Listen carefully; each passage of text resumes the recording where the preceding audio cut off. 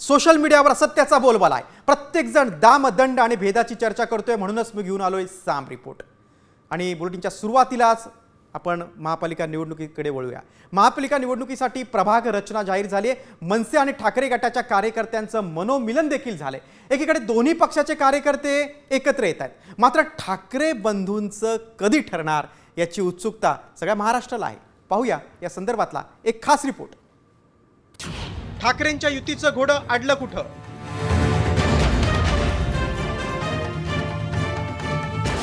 प्रभाग रचना जाहीर, युतीचा निर्णय कधी?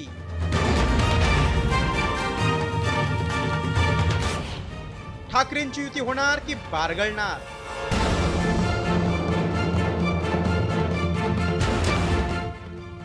ठाकरे बंधू एकत्र येण्याच्या चर्चेनंतर आता दोन्ही पक्षांच्या नेत्यांचं आणि कार्यकर्त्यांचं मनोमिलन सुरू झालंय। नेत्यांच्या भेटीगाठी आणि कार्यकर्त्यांकडून सरकार विरोधात एकत्रित एल्गार पुकारला जातोय। ज्या स्थानिक स्वराज्य संस्थांच्या पार्श्वभूमीवर ठाकरे बंधू एकत्र येण्याच्या चर्चा रंगतायत, त्या महापालिका निवडणुकीच्या संदर्भातील प्रभाग रचनाही जाहीर झाली। मात्र युतीचं घोडं काही पुढे जात नाहीये। आता त्यामागची कारणच मनसे आणि ठाकरे गट सांगते। निवडणुका कशा प्रकारे लढायच्या, कोणाबरोबर लढायच्या, स्वतंत्र लढायच्या का नाही, त्या संदर्भात पक्षामध्ये चर्चा सुरू आहे। काही विषयावर चर्चा संपलेली आहे आणि या संदर्भात निर्णय घेण्याचे बरेचसे अधिकार हे शिवसेना पक्षप्रमुखांनी स्थानिक पातळीवर दिलेले आहे। महापालिका निवडणुकी संदर्भातील प्रभाग रचना जाहीर झाल्यानं सर्वच राजकीय पक्षांनी कंबर कसली। मनसे आणि ठाकरे गटाच्या पदाधिकाऱ्यांनी एकत्र येत आंदोलन करण्याची सुरुवात केली। त्यामुळे नेत्यांचं आणि कार्यकर्त्यांचं मनोमिलन झालं असलं तरी युतीबाबत चर्चा आणि प्रस्ताव कधी पाठवला जाणार याची माहिती विश्वसनीय सूत्रांनी दिली। निवडणुका जाहीर झाल्यानंतरच चर्चेची पावलं टाकली जाणार आहेत। नेते सकारात्मक असले तरी प्रस्ताव आणि चर्चा निवडणूक जाहीर झाल्यानंतरच होईल। निवडणूक जाहीर होण्याआधी ताकदीचा आढावा घेतला जाणार आहे।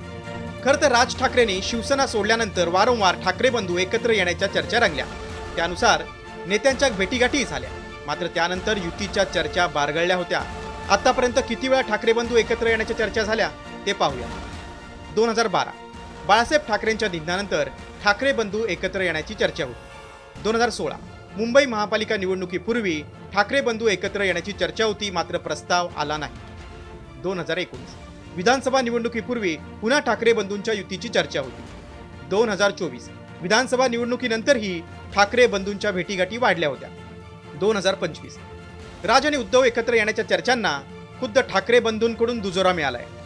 युती संदर्भात दोन्ही पक्ष सकारात्मक असले तरी ठाकरे गटानं एक पाऊल पुढे टाकत 12 शिलेदारांवर विभागनिहाय जबाबदारी दिली, तर राज ठाकरेंनी बैठक घेत चाचपणीचे आदेश दिले। एकूणच एकीकडे युतीच्या चर्चा सुरू ठेवून स्वतंत्र चाचपणी सुरू ठेवल्याचं चित्र दिसत असल्यानं युती प्रत्यक्षात येणार की आधीप्रमाणेच युतीच्या चर्चेचं गुऱ्हाळ सुरूच राहणार याकडे राज्याचं लक्ष लागलंय। ब्युरो रिपोर्ट, साम टीव्ही न्यूज।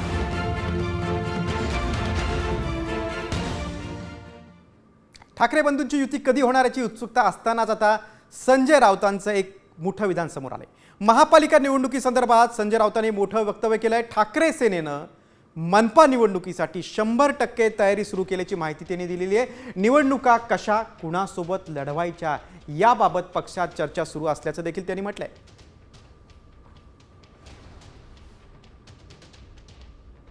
100% आम्ही त्या दृष्टीनं तयारी माननीय उद्धव ठाकरे साहेबांच्या नेतृत्वाखाली राज्यातल्या ज्या महानगरपालिका आहेत मुंबईसह त्याची तयारी आम्ही सुरू केली।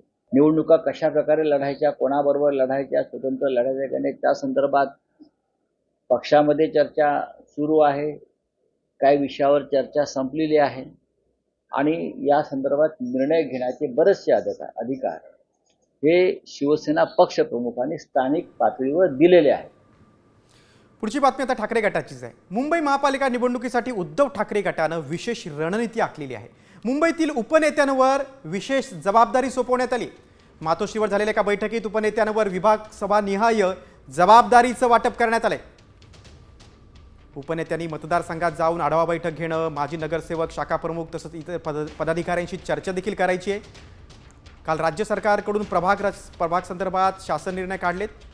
त्यानंतर आता ठाकरे गटाकडून त्यासाठी खास तयारी केली जाते। 12 उपनेत्यांवर जबाबदारी सोपवली आहे। उद्धव कदम यांच्याकडे चारकोप, गांदिवली, मालाड पश्चिम भाग आहे। विलास पोतनीस यांच्याकडे दिंडोशी, गोरेगाव, जोगेश्वरी पूर्व भाग देण्यात आलाय.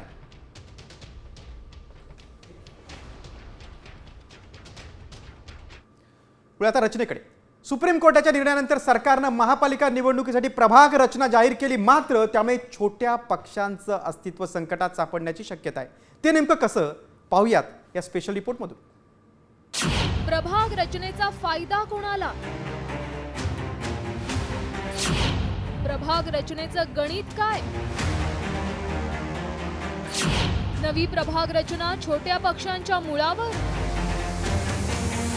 गेल्या 8 वर्षांपासून रखडलेल्या स्थानिक स्वराज्य संस्थांच्या निवडणुका येत्या 6 महिन्यात होणार आहेत. हे जवळपास निश्चित झालंय, कारण नगरविकास विभागाने राज्यात ज्या ठिकाणी महापालिका निवडणुका घेण्यात येणार आहेत त्या ठिकाणी आता प्रभाग रचनेचे आदेश देण्यात आलेत. यामध्ये प्रभागांची रचना कशी करायची आणि लोकसंख्येचे काय निकष लावायचे याचे स्पष्ट निर्देश प्रशासनाला देण्यात आलेत. त्यानुसार होणाऱ्या महापालिकांच्या प्रभाग रचनेबद्दल आणि तिथल्या राजकीय समीकरणांबद्दल जाणून घेऊया. मुंबई महापालिका, 1 सदस्यीय प्रभाग रचना, 227 नगरसेवकांचं प्रतिनिधित्व, 15 जागा अनुसूचित जातींसाठी तर 2 जागा अनुसूचित जमातींसाठी. इतर मागासवर्गीयांसाठी 27% आरक्षण लागू. पुणे महापालिका, 4 वॉर्डांचा मिळून 1 असे 42 प्रभाग, नगरसेवकांची संख्या 165 होण्याची शक्यता. SC आणि ST साठी 13% जागा आरक्षित. इतर मागासवर्गीयांसाठी 27% जागा आरक्षित. प्रभाग रचना भाजपसाठी फायदेशीर ठरण्याची शक्यता. याआधी 2017ला 41 प्रभागातून 163 नगरसेवक. संभाजीनगर महापालिका, तब्बल 10 वर्षांनी महापालिका निवडणुका होणार. 2015ला 115 वॉर्ड्समधून 115 नगरसेवक. आता 4 वॉर्ड मिळून 1 असे 29 प्रभाग, नगरसेवकांची संख्या 126 ते 128 होण्याची शक्यता. नव्या रचनेमुळे अपक्षांसह छोट्या पक्षांना फटका बसणार. आधीच्या निवडणुकीच्या तुलनेत उमेदवारांना 4 पट खर्च करावा लागणार. नागपूर महापालिका, एकूण 38 प्रभाग, त्यापैकी 37 प्रभागात 4 सदस्यीय प्रतिनिधित्व, 38व्या प्रभागात 3 सदस्यीय प्रतिनिधित्व. 2017 प्रमाणे नगरसेवकांची संख्या 151 राहणार. SC साठी 30, ST साठी 12 आणि OBC साठी 42 जागा आरक्षित. कित्येक वर्ष रखडलेल्या महापालिका निवडणुकांना हिरवा कंदील मिळाल्यामुळे राजकीय पक्षांनी प्रभागवार चाचपणीला सुरुवात केली. प्रभाग रचना 3 आणि 4 सदस्यीय केल्यानं कुणाचा किती फायदा आणि कुणाचा तोटा होणार हे निवडणुकीनंतर कळेलच.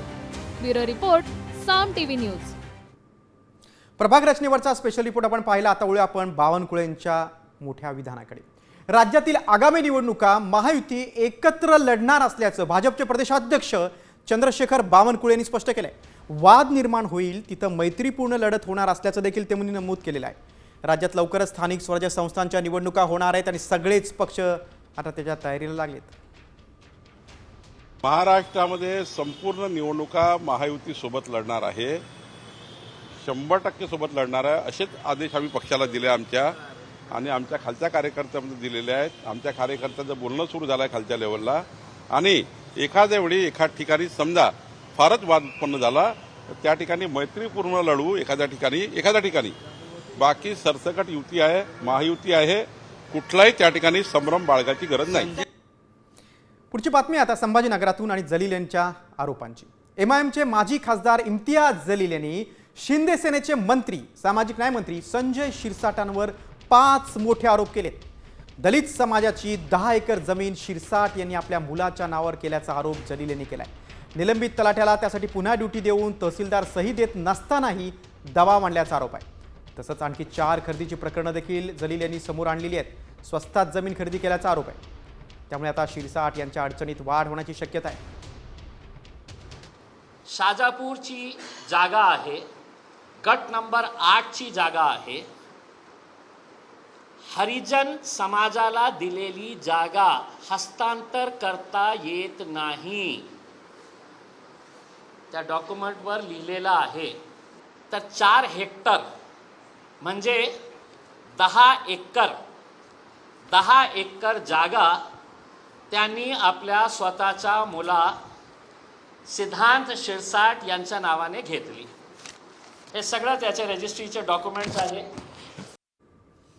तर जलील यांच्या या गंभीर आरोपांवर मंत्री शिरसाट यांनी प्रतिक्रिया दिली आहे. जे लिगल असेल ते मी पाहीन असं शिरसाट म्हणालेत. जाऊ द्या, त्याच्याबद्दल मला बोलायचं नाही. असे फार येतात फार जातात. अहो आता त्यांना जाऊ द्या, करू द्या ना, काय करायचं. जे काही लिगल असेल ते पाहिल ना मी, म्हणून त्याच्यावर चर्चा करण्यात काही मला अर्थ नाही, मला इंटरेस्ट पण नाही. असे दलाल मार्केटमध्ये भरपूर फिरत असतात. आता वळूया आपण आमदार अंबादास दानवेंच्या प्रतिक्रियेकडे. गरीब दलितांची जमीन हडपणं हाच शिरसाटांचा सामाजिक न्याय असल्याचा टोला अंबादास दानवेंनी लगावला. जलीलांनी केलेले आरोप हा मनी लॉन्ड्रिंगचाच प्रकार आहे. शिरसाटांची गाडीही दुबईवरून दुसऱ्याच्या नावावर आणल्याचा आरोप आहे. सामाजिक न्याय आहे ना, ते पण दलित आहेत ना. ते श्रीमंत झाले का न्याय मिळतो, सामाजिक न्याय मिळतो अशी त्यांची भावना. बाकीचे दलित देशोधडीला लागले तरी चालते. ते मनी लॉन्ड्रिंगचाच प्रकार आहे हा. शिरसाट गाडी वापरतात ती कोणाच्या नावावर एवढंच विचारा तुम्ही बस. शिरसाट एवढे पैसे घेऊ शकतात तर स्वतःची गाडी का घेऊ शकत नाही, हा माझा प्रश्न आहे. बोंडवे नावाचा कोण व्यक्ती त्याच्या नावावरती गाडी आहे. दुबईहून आणलेली गाडी माझ्या माहितीप्रमाणे. पुढे आता नारायण राणेंच्या वक्तव्याकडे. भाजपचे मंत्री नितेश राणेंनी केलेल्या वादग्रस्त वक्तव्यावर आता त्यांचे वडील खासदार नारायण राणे यांनी प्रतिक्रिया दिली. मुख्यमंत्री हा कुणाचा बाप नसतो, त्यामुळे नितेशनं केलेलं वक्तव्य चुकीचंच होतं असं नारायण राणे बोललेले. मी नितेशला समज दिली आहे असं देखील त्यांनी सांगितलंय. तसंच कोणाचा निधी अडवणं हे देखील चुकीचं असून त्याबाबतही मी सूचना देणार असल्याचं राणेंनी म्हटलंय. बाप म्हणणं चुकीचं आहे. मी त्याला याबद्दल बोललेलो आहे. कोणाचं, शेवटी मुख्यमंत्री हा महाराष्ट्राच्या जनतेचा सेवक असतो, कोणाचा बाप नसतो. मी मुख्यमंत्री होतो तेव्हा लोकांना सांगायचं, मला साहेब बनवू नका, मी सेवक आहे महाराष्ट्र जनतेचा. ती समज मी नितेशला दिलेली. एकीकडे नारायण राणेंनी आपल्या लेखाला समज दिली, दुसरीकडे ठाण्यामध्ये ठाकरे सेनेनं नितेश राणेंना डिवचलंय. देवेंद्र फडणवीस हे माझे बाप नाहीत असा मजकूर असलेला बॅनर ठाण्यात लावण्यात आलाय. हा बॅनर लावून ठाकरे सेनेनं राणे पिता पुत्रांविरोधात एक प्रकारे दंड ठोपटलेत. दरम्यान ठाण्यातील 3 हातनाका परिसरात लावलेलं हे बॅनर हटवण्यात आले. हा जो बॅनर आहे, हा जो बाप जो शब्द आहे, हा नितेश राणेंसाठी लावलेला आहे. कसं आहे, महाराष्ट्र जो आहे हा छत्रपती शिवाजी महाराजांचा आहे. कुठल्याही सत्तेसाठी, कुठल्याही लालचेसाठी बाप बदलणं ही आमची संस्कृती नाही आहे. आणि जर तुम्ही पाहायला गेला तर आमचे गुरु धर्मवीर आनंद दिघे साहेब, त्याचबरोबर वंदनीय बाळासाहेब ठाकरे, हिंदू हृदय सम्राट, हे आमचे गुरु आहेत. त्यांच्या पक्षातले आम्ही आहोत. आणि दोघं भाऊ जर महाराष्ट्राच्या हितासाठी एकत्र येणार असेल तर जनतेला मान्य आहे ते. आता पुढच्या रिपोर्टकडे. महायुतीत पुन्हा लाडकीच्या निधीवरून संघर्षाची ठिणगी पडली. एवढंच नाही तर शिंदे गटानं अजित पवारांच्या कार्यपद्धतीवर टीका केली. नेमकं काय घडलंय, ही संघर्षाची ठिणगी का पडली आहे, पाहूयात या स्पेशल रिपोर्टमधून. लाडकीच्या निधीसाठी महायुतीत बिघाडी. दादांच्या कार्यपद्धतीवर शिंदे गटाची नाराजी. विश्वासात न घेतल्याचा शिंदे गटाचा आरोप. की अजित पवार पैसे सोडत नाही. अरे पैसे सोडत नाही काय, माझ्या खिशात पैसे घेऊन बसलोय. ऐकलं, लाडक्या बहिणीच्या निधीवरून महायुतीत खडाजंगी सुरू आहे. त्यातच अजित पवारांनी सामाजिक न्याय विभागाचा 410 कोटींचा निधी वळवल्यानंतर शिंदे गटाचे मंत्री संजय शिरसाट यांनी नाराजी व्यक्त केली होती. मात्र निधीच्या खर्चावर खुलासा करताना अजित पवारांनी वर्धापन दिनाच्या कार्यक्रमातून शिंदे गटाला टोला लगावलाय. काही जण जाणीवपूर्वक आपलं सरकार आल्यापासून पद्धतशीरपणे बदनामी करण्याचा प्रयत्न करतात. काही आपला संबंध नाही. काहींनी काय स्टेटमेंट केलं की सामाजिक न्याय विभागावर अन्याय केला, अजित पवारांनी बजेट कमी केलं. कधी कधी काही जण बातम्या सोडतात की अजित पवार पैसे सोडत नाही. अरे पैसे सोडत नाही काय, माझ्या खिशात पैसे घेऊन बसलोय. अजित पवारांनी शिंदे गटाला डिवचल्यानंतर आता शिंदे गटाचे मंत्री भरत गोगावलेंनी अजित पवार निधी वळवताना शिंदे गटाच्या मंत्र्यांना विश्वासात घेत नसल्याचं म्हटलंय. तर हा वाद जास्त वाढण्याची शक्यता असल्यानं चंद्रशेखर बावनकुळेंनी सारवासारव करण्याचा प्रयत्न केला. एखाद्या मंत्र्याचा जर निधी थांबवला काही कारण असतो किंवा काय, तर ते मला असं वाटतंय की काही गोष्टी मी जर मंत्री आहे आणि माझ्याच जर खात्यातला काही निधी जर थांबवायचा असेल तर आम्हाला पण विश्वासात घेणं गरजेचं आहे. ह्या अशा अडचणी आहेत या राज्याच्या आणि त्याच्यामुळे थोडं आपण समजून घेणं गरजेचं. आम्ही समजू शकतो ना की ज्या अर्थी आम्ही लाडक्या बहिणींना सांभाळतो आहे, ज्या अर्थी ते पैसे आम्हाला द्यावेच लागत आहेत, त्या अर्थी थोडा निधीला पण किंवा इतरही फंडिंगला थोडी कात्री बसते. नाही, साहजिक आहे की माननीय अजितदादा आणि आम्ही सर्व बसून ज्या ज्या डिपार्टमेंटला जो निधी देय आहे त्या डिपार्टमेंटला अजितदादा नेहमीच त्या मंत्र्यांना बोलून चर्चा करत असतात. मागच्या वेळी बजेटच्या वेळी अजितदादांनी त्या डिपार्टमेंटच्या मंत्र्यांना बोलून कुठल्या डिपार्टमेंटची काय रिक्वायरमेंट आहे त्यांचं संपूर्ण डिपार्टमेंट आणि मंत्री असेच मंत्रालयात बोलून त्या ठिकाणी निधीचं वाटप केलं होतं. खरं तर लाडकी बहीण योजना महायुतीसाठी गेम चेंजर ठरली. मात्र महायुती सत्तेत आल्यानंतर तिजोरीवरचा भार कमी करण्यासाठी लाडक्या बहिणींना अपात्र करण्याचा सपाटाच लावला. सरकारनं 10 लाख लाडक्या बहिणींना वगळलंच नाही तर लाडक्या बहिणींच्या निधीत 10,000 कोटींची कपात केली. एवढं करूनही निधीचा मेळ न बसल्यानं सरकारनं सामाजिक न्याय आणि आदिवासी विभागाचा निधी वळवलाय. त्यामुळे महायुतीत संघर्षाची ठिणगी पडली. त्यामुळे आता शिंदे गटाच्या मंत्र्यांना निधी देऊन अजित पवारांकडून या वादावर पडदा टाकला जाणार की हा वाद आणखी तीव्र होणार याकडे राज्याचं लक्ष लागलंय. ब्युरो रिपोर्ट, साम टीव्ही न्यूज. इकडे शिंदे गट अजित पवारांवर नाराज आहे, दुसरीकडे रायगड जिल्ह्याच्या पालकमंत्री पदाचाही तिढा कायम आहे. त्यातच आता रायगड जिल्ह्यातील हरिहरेश्वर, श्रीवर्धन आणि मारळच्या पर्यटन आराखड्यासंदर्भात अजित पवारांच्या अध्यक्षतेखाली एक बैठक तिचं आयोजन करण्यात आलं होतं. मात्र या बैठकीलाही शिंदे सेनेचे मंत्री भरत गोगावलेंनी दांडी मारली. या बैठकीला मंत्री आदिती तटकरे, इंद्रनील नाईक, शंभूराज देसाई, शिवेंद्रराजे भोसले आणि खासदार सुनील तटकरे उपस्थित होते. मात्र रायगड जिल्ह्याच्या पालकमंत्री पदासाठी इच्छुक असलेले भरत गोगावलेंनी मात्र या बैठकीकडे पाठ फिरवली. त्यामुळे चर्चेला उधाण आलंय.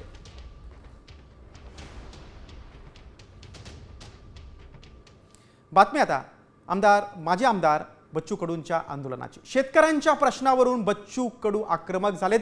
सरकार आमचा अंत पाहतंय, सरकारला निर्णय देता येत नसेल तर आमच्या अंत्ययात्रेची व्यवस्था करावी, असं वक्तव्य बच्चू कडू यांनी केलंय. आज देशामध्ये इतर राज्यामध्ये 4,000 रुपये मानधन आहे. इथे दिव्यांग मंत्रालय स्थापन झालं तेव्हापासून बोंबलतोय मी सारखं का किमान 6,000 तरी द्यावं. सरकार त्यावर कुठं लक्ष देत नाही. उलट आमचाच अंत पाहण्याची व्यवस्था सरकार करत आहे. कायदे सरकारनं मोडायचे आणि आम्हाला सांगायचं कायदे मोडू नका म्हणून. हे चालणार नाही. आम्ही शांततेनं आंदोलन करू. तुम्ही कुठेतरी निर्णयावर आले पाहिजे ही विनंती सरकारला करतो. आणि बैठकी चालणार नाही, आश्वासनही चालणार नाही. निर्णय लागेल, निर्णय द्यावा. निर्णय देता येत नसेल तर आमच्या अंत्ययात्रेची व्यवस्था करावी. वारंवार सांगतो. बच्चू कडूंच्या इशाऱ्यावर सरकार काय निर्णय घेते ते बघणं महत्त्वाचं आहे. दुसरीकडे वर्ध्यामध्ये प्रहार जनशक्ती पक्षाच्या कार्यकर्त्यांनी चक्काजाम आंदोलन केलं. वर्धा शहरातील बजाज चौकात टायर जाळून चक्काजाम आंदोलन केलेलं आहे. प्रहारच्या कार्यकर्त्यांनी सरकारविरोधात यावेळी जोरदार घोषणाबाजी केली. बच्चू कडू यांच्या आंदोलनाच्या समर्थनार्थ हे आंदोलन करण्यात आलं. पोलिसांनी आंदोलन करणाऱ्या कार्यकर्त्यांना ताब्यात घेतलेलं आहे.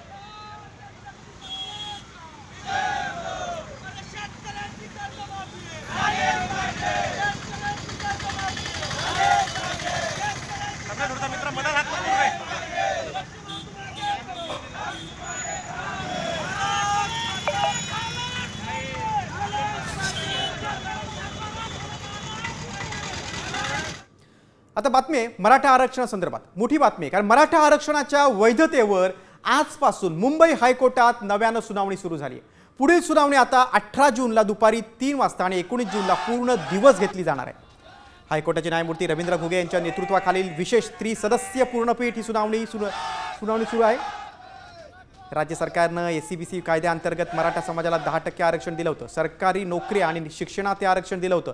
सरकारच्या या निर्णयाविरोधात हायकोर्टात याचिका दाखल करण्यात आल्या. शिवाय समर्थनार्थ देखील याचिका दाखल केली आणि या सर्व याचिकांवरील सुनावणी प्रलंबित आहे.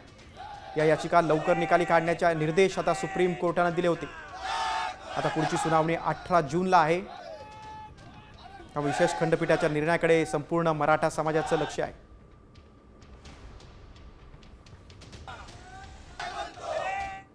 पुढच्या बातमीकडे. सर्वपक्षीय खासदारांच्या शिष्टमंडळानं पंतप्रधान नरेंद्र मोदींची भेट घेतली आणि शिष्टमंडळात खासदार सुप्रिया सुळे यांचा देखील समावेश होता. या भेटीदरम्यान सुप्रिया सुळे यांनी पंतप्रधान नरेंद्र मोदी यांना पुस्तकं भेट म्हणून दिले. सुप्रिया सुळे यांनी कतार, दक्षिण आफ्रिका आणि इथिओपिया आणि इजिप्तचा दौरा केला होता. दहशतवादाच्या विरोधात भारताची भूमिका जागतिक व्यासपीठावर मांडण्यासाठी हे सर्वपक्षीय खासदारांचं शिष्टमंडळ परदेशात पाठवण्यात आलं होतं.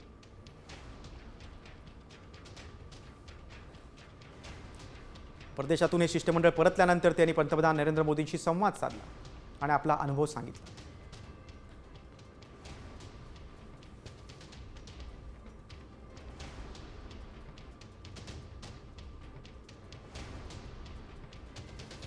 खासदारांचं शिष्टमंडळ आता पंतप्रधान नरेंद्र मोदींना भेटलेलं आहे. यावेळी खासदार सुप्रिया सुळेंनी पंतप्रधानांना काही पुस्तकं भेट म्हणून दिली.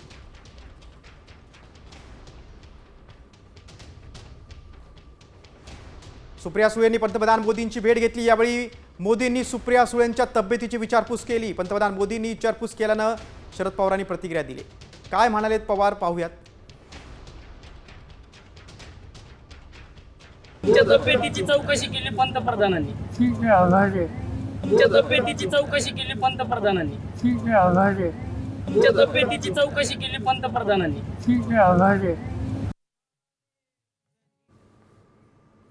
आता सरकारी कर्मचाऱ्यांसाठी मोठी बातमी आहे. शासकीय निमशासकीय सेवेतील सेवानिवृत्त अधिकाऱ्यांना आता विविध विभागांमध्ये कंत्राटी पद्धतीनं सामावून घेतलं जाणार आहे. त्यानुसार सरकारी कार्यालय आणि आस्थापनात अधिकाऱ्यांच्या एकूण पदांच्या 10% पदांवर निवृत्ती अधिकाऱ्यांची नियुक्ती करण्यात येणार आहे.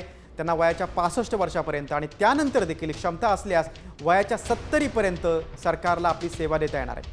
मात्र कंत्राटी पद्धतीनं सेवेत घेण्यास सरकारी अधिकारी संघटनेने मात्र विरोध केलाय.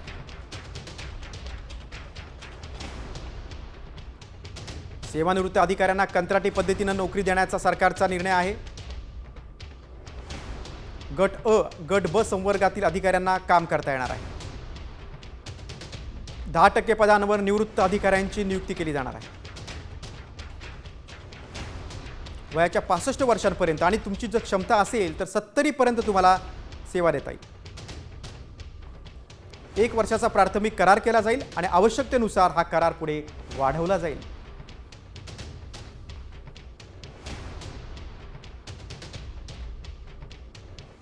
राज्य सरकारच्या मोठ्या निर्णयानंतर आता पुढची बातमी आहे लोकल संदर्भात. मुंबईच्या मध्य रेल्वे मार्गावर सोमवारी मुंब्रा स्टेशनजवळ एक भीषण दुर्घटना घडली. लोकलच्या दरवाजावर लटकणारे प्रवासी धावत्या ट्रेनमधून ट्रॅकवर पडले. यात 4घांनी आपला जीव गमावला. लोकलमधल्या गर्दीमुळे आणि स्टेशनजवळचा हा धोकादायक वळणामुळे ही दुर्घटना झाल्याचं बोललं जात आहे. मात्र या दुर्घटनेमागे इतरही काही तर्क लढवले जात आहेत. ही दुर्घटना घडण्यामागे 5 थिअरी समोर येत आहेत. कोणत्या आहेत त्या पाहूयात. बघा, त्यामध्ये एक, लटकणारे प्रवासी एकमेकांना घासले गेले आणि त्यामुळे ही दुर्घटना घडली. दुसरी थिअरी आहे, लटकणाऱ्या प्रवाशांच्या बॅगा घासल्या गेल्या. तिसरी आहे, प्रवाशांमधल्या भांडणामुळे ही दुर्घटना घडली.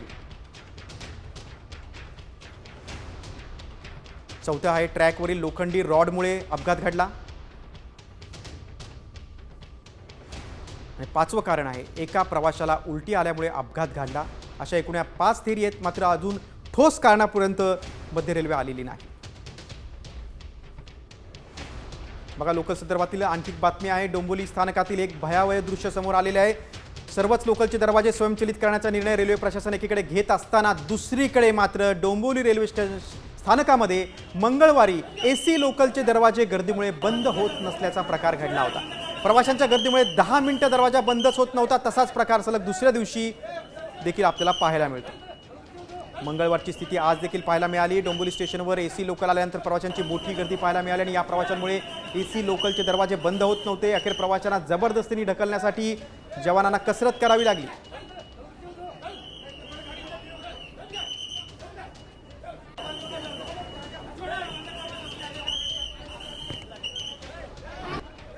नाही, एसीचा त्या पण गाड्या वेळेवर नसतात. म्हणजे आपण जरी तिकीट जरी काढून आपण उभा असेल स्टेशनला तर आपल्याला भेटेल की नाही भेटेल याची शंका. तर त्यापेक्षा आपली जी रेग्युलर गाडी आहे त्याच्याच फेऱ्या जर वाढवल्या तरच काहीतरी याच्यातनं मार्ग निघेल. कसली भीती वाटते की गर्दी केवढी असते, मरणाची जीव गुदमरतोय नुसता. घरात सोयींचे दरवाजे लावणारे म्हणतात ते कशाला आणखी मरते गुदमरून जीव. ते कशाला दरवाजे ते नको आहे, ते अशा आहेत ते धाव्या फेऱ्या वाढवा गाड्यांच्या, हे लोकल ट्रेन वाढवा. आता पुढच्या बातमीकडे. एका क्लिकवर काम करणारं AI तंत्रज्ञान आता थेट महिला डॉक्टरांच्या इभ्रतीवरच उठलंय. याच AI द्वारे परराज्यातील एका आरोपीनं महिलांचे अश्लील व्हिडिओ बनवलेत.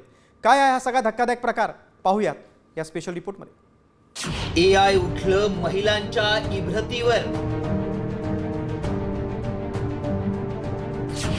सहकारी डॉक्टरनेच उगारला AI द्वारे सूड.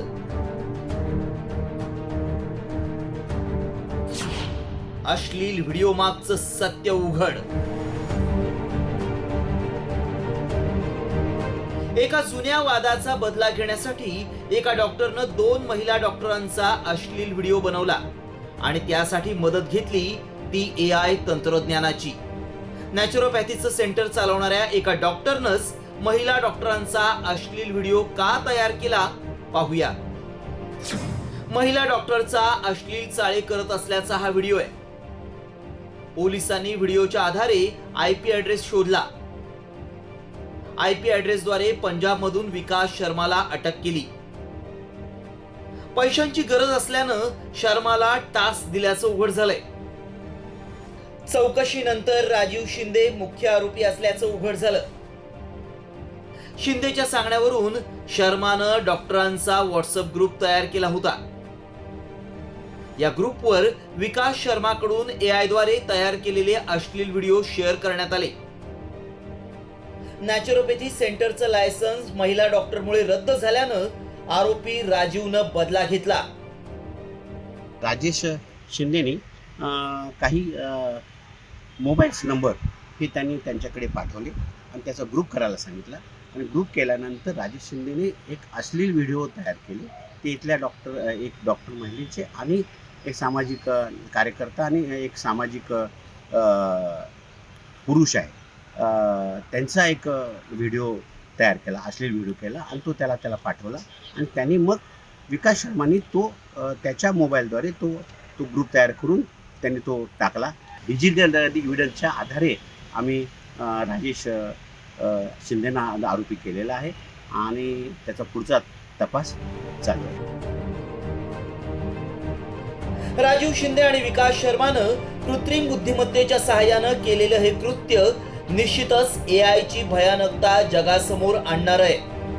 AI तंत्रज्ञानाचा असा वापर वैयक्तिक गोपनीयतेवर आणि प्रतिष्ठेवर गदा आणणार आहे. हा प्रकार केवळ कायद्याच्या दृष्टीनं गंभीर नसून सामाजिक दृष्टिकोनातूनही अत्यंत चिंताजनक आहे. ओंकार कदमसह संभाजी थोरात, साम TV, सातारा. आणि आता सांगलीमधून एक अत्यंत धक्कादायक बातमी समोर येते. सांगलीमध्ये 7 महिन्याच्या गर्भवती महिलेनं आत्महत्या केल्याचा धक्कादायक प्रकार घडलाय. सासरच्या मंडळींकडनं धर्मांतरणासाठी होणाऱ्या छळाला कंटाळून तिनं आत्महत्या केल्याचा आरोप तिच्या कुटुंबियांनी केलेला आहे. या प्रकरणी कुपवाड MIDC पोलिसांनी पतीसह सासू सासऱ्याला अटक केलेली आहे. ऋतुजा राजगे असं आत्महत्या केलेल्या महिलेचं नाव असून दरम्यान सासरच्या मंडळींकडनं ख्रिश्चन धर्म स्वीकारण्यासाठी होणाऱ्या छळाला कंटाळून तिनं आत्महत्या केल्याचा आरोप ऋतुजाच्या वडिलांनी केलेला आहे. ख्रिश्चनाच्या प्रवृत्तीचे ख्रिश्चनाच्या रीतिरिवाजाप्रमाणे ते आहेत आणि ते मला फोर्स करतात की धर्म स्वीकार, आमच्या धर्मामध्ये कन्वर्ट हो अशी आमच्या मुलगीला त्यांनी वारंवार प्रेशर दिला व त्रास दिला. त्या त्रासाला कंटाळून त्यांच्या घरी कुपवाड, यशवंतनगर कुपवाड येथे तिनं आत्महत्या केली. भारतात राहायचं की पाकिस्तानमध्ये राहायचं यावरनं पती पत्नीमध्ये टोकाचा वाद झाला आणि यातूनच पतीने पत्नीची हत्या केली आणि स्वतः सुद्धा आत्महत्या केली. नवी मुंबईमधल्या खारघर परिसरामध्ये ही अत्यंत धक्कादायक घटना समोर आलेली आहे. नौतनदास सचदेव आणि सपना सचदेव असं पती पत्नीचं नाव असून मूळ पाकिस्तानमध्ये राहणारं सचदेव कुटुंब आपल्या 2 मुलांसह 6 महिन्यांपूर्वी भारतात आलेलं. पण सपना सचदेवला पुन्हा पाकिस्तानमध्ये जायचं होतं तर नौतनदासला भारतातच राहायचं होतं आणि यावरूनच दोघांमध्येही वाद सुरू होता. याच वादातून नौतनदासनं पत्नी सपनावर चाकूनं वार करत तिची निर्घृण हत्या केलेली आहे. या प्रकरणामध्ये आपण खुनाचा गुन्हा दाखल केलेला आहे. प्रथम दर्शनी असं दिसून येतं की हा जो नौतनदास ओलाराम आहे त्याने त्याच्या पत्नीची चाकूने हत्या केली आणि त्यानंतर स्वतःवर पण चाकूने वार केले आणि आत्महत्या केली. हे दोघंही हिंदू आहेत, पाकिस्तानी नागरिक आहेत आणि ते शॉर्ट टर्म व्हिसावर इंडियामध्ये आलेले आहेत. जुन्या वादाचा बदला घेतल्याच्या अनेक घटना तुम्ही पाहिल्या किंवा ऐकल्या असतील, पण दोन मित्रांनी चौथीच्या वर्गात झालेल्या भांडणाचा 50 वर्षांनी बदला घेतल्याचं समोर आलंय। या दोघांनीही लहानपणीच्या 62 वर्षाच्या मित्रावर प्राणघातक हल्ला केला। यामध्ये त्याचे 2 दात तुटलेत। हे तिन्ही मित्र चौथीच्या वर्गात शिकायला होते, त्यावेळेस मित्रानं त्यांना मारहाण केली होती आणि त्याचाच बदला 50 वर्षांनी घेतलेला आहे। मारहाण करणाऱ्या दोघांना पोलिसांनी अटक केलेली आणि केरळच्या कासरगोड जिल्ह्यातील ही संपूर्ण घटना आहे।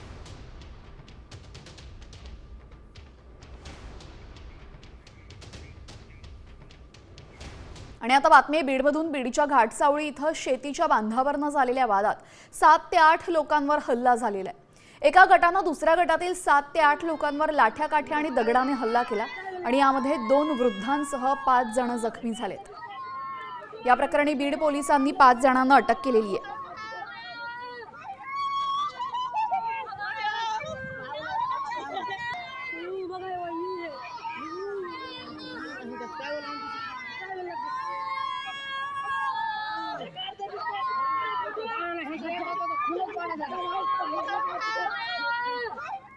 हार्ट अटॅकचं नाव जरी ऐकलं तरीही अनेकांना धडकी भरते। मात्र आता फक्त एक इंजेक्शन हार्ट अटॅकचा धोका टाळणार आहे। ते नेमकं कसं पाहूयात या स्पेशल रिपोर्टमधनं। हार्ट अटॅकचा धोका टळणार।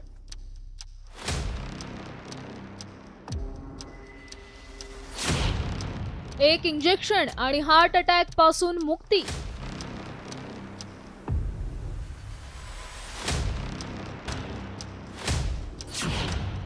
हार्ट पेशंट्सना आता औषधाची गरज नाही।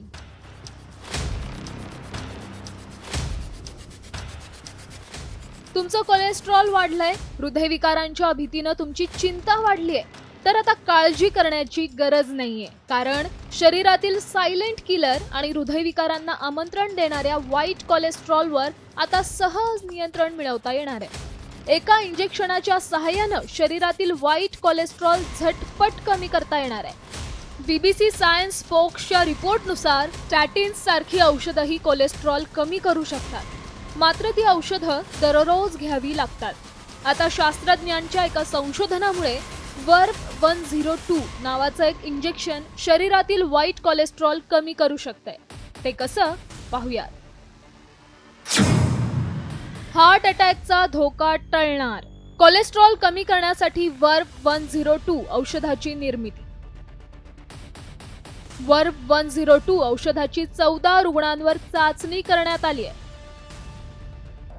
जास्त इंजेक्शनाचे डोस घेणाऱ्या रुग्णाच्या वाईट कोलेस्ट्रॉलमध्ये 69% घट। मध्यम डोस घेणाऱ्या रुग्णांच्या कोलेस्ट्रॉलमध्ये सरासरी 21% ते 53% घट। औषध शरीरातील PCSK9 नावाच्या जनुकावर नियंत्रण ठेवतं। जनुकावरील नियंत्रणानं रक्तातील वाईट कोलेस्ट्रॉलवर नियंत्रण। की प्रयत्न केल्यानंतर काही लोकांचं कोलेस्टेरॉल डाएटमध्ये बदल केला तर कमी होतं, काही लोकांचं कोलेस्टेरॉल औषधं घेतली की कमी होतं, पण काही लोकांचं कोलेस्टेरॉल हे दोन्ही गोष्टी करून कमी होत नाही। तर हे का घडत असावं, त्या दिशेने मला वाटतं एक चांगल्या पद्धतीचं संशोधन आता आपल्याला हाती लागलेलं आहे आणि ह्या वेगाने जर प्रगती होत राहिली तर आपण खूप मोठ्या आजारांवर अतिशय चांगल्या पद्धतीनं मात करू शकू। वर्फ 102 या औषधांच्या अजूनही काही चाचण्या होणं बाकी आहे। या चाचण्यांमध्ये ते सर्वच प्रकारच्या रुग्णांच्या आरोग्यासाठी सुरक्षित असल्याचं सिद्ध झाल्यास हार्ट पेशंटसाठी हे इंजेक्शन म्हणजे वरदानच ठरेल। ब्युरो रिपोर्ट, साम टीव्ही न्यूज। राज्यातील जिल्हा परिषदेच्या शाळांच्या गुणवत्तेवर सर्वाधिक भर दिला जाणार आहे। आता शिक्षकांना चांगल्या वर्तणुकीचे आणि गुणवत्तेसंदर्भात धडे दिले जाणार आहेत। शिक्षकांचं वर्तन आणि अध्यापनावर विशेष लक्ष केंद्रित करण्यात येईल। दरम्यान कामचुकार शिक्षकांवर वेतनवाढ रोखणं, निलंबित किंवा सेवा समाप्ती अशा स्वरूपाची कारवाई केली जाणार आहे। प्राथमिक शाळांच्या शिक्षकांनी ठरवलेलं आहे की शाळांची पटसंख्या वाढवायची आणि गुणवत्ता देखील वाढवायची। तर या ठिकाणी जे कामचुकार असणारे शिक्षक आहेत त्या शिक्षकांची किंवा मोबाईलमध्ये व्यस्त असणारे शिक्षक आहेत त्यांची निश्चितपणे चौकशी व्हावी, तपासणी व्हावी, कारवाई व्हावी, याला आमचा आक्षेप असणार नाही। तुम्ही जर UPI-द्वारे व्यवहार करत आहात तर ही बातमी तुमच्यासाठी महत्त्वाची आहे. 3,000हून अधिकच्या व्यवहारावर शुल्क लागू होण्याची शक्यता आहे. कोविड संकटानंतर भारतामध्ये UPI व्यवहारांमध्ये प्रचंड वाढ झाली आहे. सध्या UPI-वर होणाऱ्या मर्चंट व्यवहारांचं एकूण मूल्य 60 लाख कोटींवर पोहोचलंय. मात्र झिरो MDR पॉलिसीमुळे बँका आणि पेमेंट सर्व्हिस प्रोव्हायडर्सना खर्च भागवणं आता कठीण झालंय. यामुळे या क्षेत्रामध्ये गुंतवणूक होण्याचं प्रमाण कमी झालंय आणि म्हणूनच UPI पेमेंटवर शुल्क आकारण्याची शक्यता आहे. PMO अर्थ मंत्रालय आणि संबंधित विभागांनी यावर चर्चा सुरू केली आहे. बँका यासोबत फिनटेक कंपन्या NPCI यांच्यासोबत सल्लामसलत झाली आणि पुढील 1 ते 2 महिन्यांमध्ये या संदर्भात अंतिम निर्णय होण्याची शक्यता आहे. तर 3,000पेक्षा जास्त UPI व्यवहारांवर शुल्क लागू होण्याची शक्यता सध्या वर्तवली जाते. बँकांच्या ऑपरेशनल खर्च वाढला असल्यामुळे हा निर्णय घेण्याचा शक्यता आहे. छोटे व्यवहार पूर्वीप्रमाणे मोफत असण्याची शक्यता. मोठ्या व्यवहारांवर 0.3% एवढं शुल्क लागणार आहे. UPI वरील शुल्काबाबत अंतिम निर्णय 1 ते 2 महिन्यात अपेक्षित आहे. आणि आता बातमी आहे लोणावळ्यामध्ये पर्यटनाला जाणाऱ्यांसाठी महत्त्वाची. तुम्ही जर लोणावळ्यामध्ये पिकनिकचा प्लॅन बनवता आहात तर ही बातमी आवर्जून पहा, कारण 31 ऑगस्टपर्यंत पर्यटकांना पिकनिक स्पॉटवर बंदी घालण्यात आलेली आहे. राज्याच्या कानाकोपऱ्यातून पर्यटनासाठी आणि वर्षभरासाठी लोणावळ्यामध्ये नागरिक येतच असतात. मात्र मोठ्या प्रमाणात वाहतूक कोंडी होते आणि त्यामुळे पर्यटकांवर अनेक ठिकाणी पॉइंट्सवर बंदीचे आदेश देण्यात आलेले आहेत. भुशी डॅम मात्र यातून वगळण्यात आलेला आहे.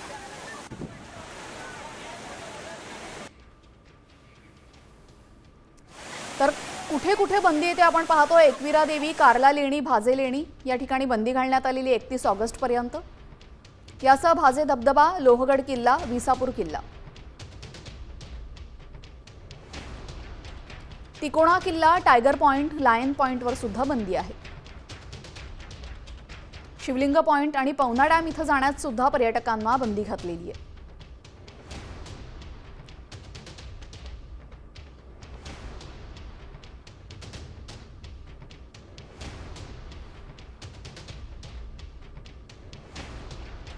दरम्यान लोणावळ्यामध्ये ही बंदी का घालण्यात आली तर पावसामुळे वेगाने वाहणाऱ्या पाण्यामध्ये उतरणं आणि पोहणं, धबधब्यावर पाण्याच्या प्रवाहाखाली बसणं यामुळे अर्थातच अपघात होतात अनेक वेळा. धोकादायक वळणं, कठड्यांवर सेल्फी काढण्यास बंदी. धबधब्याच्या परिसरामध्ये मद्यपान करण्यास बंदी आहे. धबधबे, नदी परिसरामध्ये वाहनांना प्रवेश करण्यास मनाई आहे.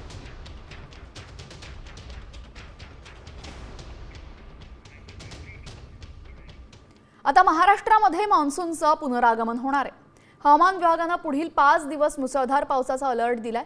मुंबई, पुण्यामध्ये मुसळधार पावसाचा अंदाज असून 13 जिल्ह्यांमध्ये अतिमुसळधार पावसाची शक्यताही वर्तवण्यात आलेली आहे. 15 जून दरम्यान पावसाचा जोर वाढणार असल्याचा अंदाजही वर्तवण्यात आलेला आहे. दरम्यान राज्यामध्ये कुठे कोणता अलर्ट आहे हेही आपण पाहतोय. कोल्हापूर, सांगली, रत्नागिरीला रेड अलर्ट, पुणे, सोलापूर, लातूर, धाराशिवला ऑरेंज अलर्ट आहे. रायगड, मुंबई, ठाणे, पालघरला येलो अलर्ट जारी करण्यात आलेला आहे. मराठवाडा, खानदेश, विदर्भाला येलो अलर्ट. सांगली, कोल्हापूर, सोलापूर, सातारा, सिंधुदुर्गमध्ये मुसळधार पावसाची शक्यता आहे.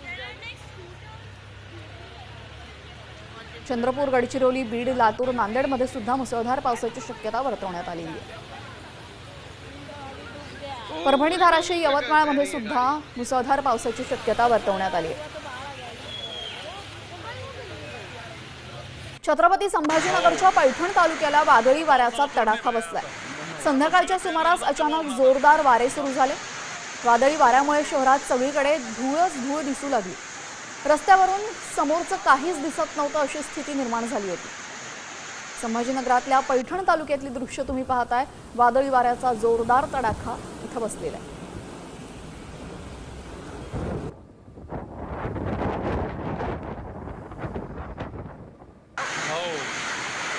या पावसाला तोड नाही भाया. आता सगळे पेरलेलं जाते वाहून. आता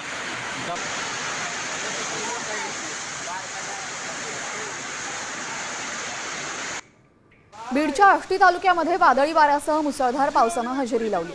यामुळे बावी गावातील मिसाळ वस्ती इथल्या अनेक घरांचे पत्रे उडून गेले. वादळी वाऱ्याने अनेक वृक्षही उन्मळून पडले, तर आष्टी तालुक्यात जवळपास 25 गावांचा विद्युत पुरवठा खंडित झालाय.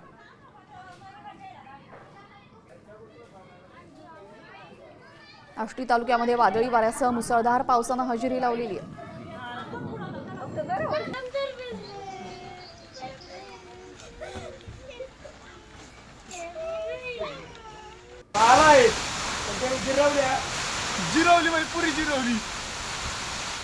आता कुरापतखोर पाकिस्तान आणि चीनियांचा धाबत दणाणलंय, कारण भारतानं थेट AI मशीन गनची यशस्वी चाचणी केलेली आहे. या गनची वैशिष्ट्य नक्की काय आहेत पाहूयात या स्पेशल रिपोर्टमधून. भारताकडे वाकड्या नजरेनं पाहणाऱ्या पाकिस्तानी सैनिक आणि दहशतवाद्यांची धुळधाण उडवणारी ही आहे AI सक्षम Negev light machine gun.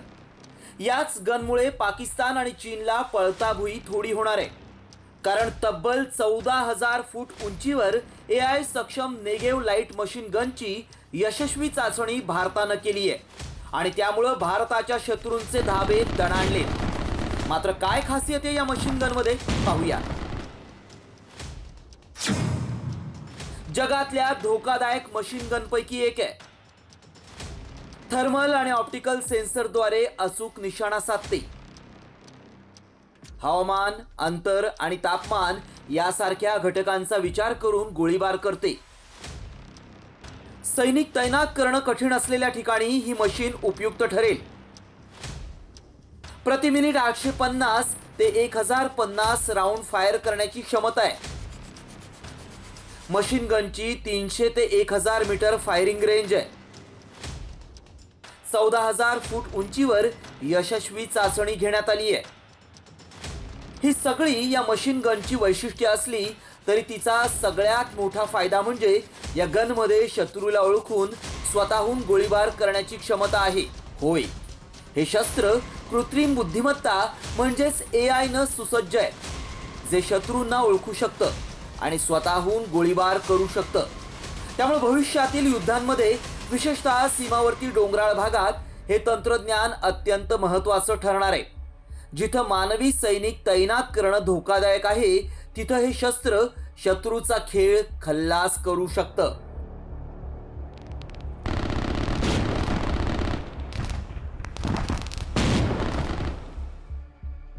देहरादूनच्या BSS material limited या कंपनीनं भारतीय सैन्याच्या सहकार्यानं ही गन तयार केली आहे. या गनमुळे भारतीय सैन्याची ताकद वाढणार आहे. त्यामुळेच पाकिस्तान थरथर कापतोय. आता चीन्यांनी आणि पाकड्यांनी कुरापत केल्यास त्यांची खैर नाही, हे नक्की. ब्युरो रिपोर्ट, साम TV न्यूज. ऑपरेशन सिंदूरमध्ये दणदणीत पराभव पत्करलेल्या पाकिस्तानचे लष्कर प्रमुख जनरल आसिम मुनीरला अमेरिकेनं 250व्या आर्मी डे परेडसाठी निमंत्रण दिले. मुनीर 12 जून रोजी अमेरिकेत पोहोचणार असून 14 जून रोजी होणाऱ्या समारंभात सहभागी होणार आहे. अमेरिकन राष्ट्राध्यक्ष डोनाल्ड ट्रम्प आसिम मुनीर यांच्याशी भेटीत भारत आणि अफगाणिस्तानातील दहशतवादी हल्ल्यांबाबत चर्चा करणार असल्याची माहिती समोर आली आहे.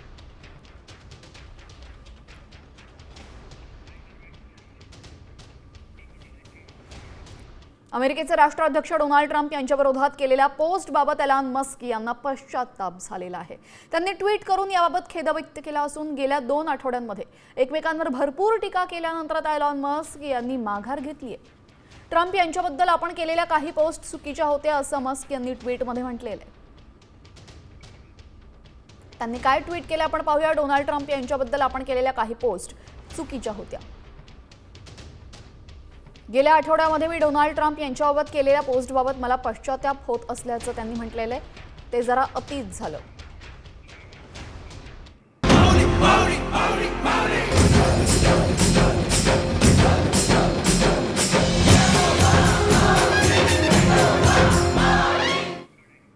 आणि आता बातमी आहे वारी संदर्भातली. संत गजानन महाराजांची पालखी वाशिमच्या किनखेडामध्ये पोहोचली आहे. वाशिम जिल्ह्यामध्ये पालखीचा चौथा आजचा मुक्काम असेल, शेवटचा मुक्काम असेल. पालखी सोहळा मराठवाड्याच्या दिशेनं उद्या सकाळी प्रस्थान करेल. मराठवाड्यातल्या हिंगोली जिल्ह्यामध्ये पालखी सोहळा प्रवेश करेल. किनखेडाच्या नागरिकांनी पालखी सोहळ्याचं भक्तिमय वातावरणामध्ये स्वागत केलं. गणगण गणात बोते आणि विठ्ठल नामाचा जयघोष यावेळेस ऐकू येत होता.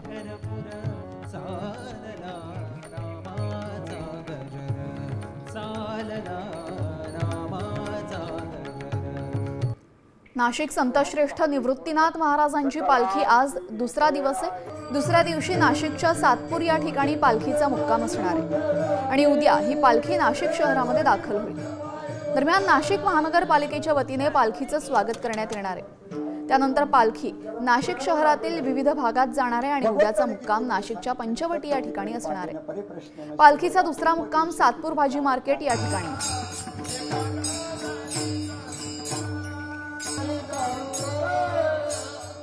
आषाढी वारीसाठी यंदा 15 लाख भाविक येण्याचा अंदाज आहे.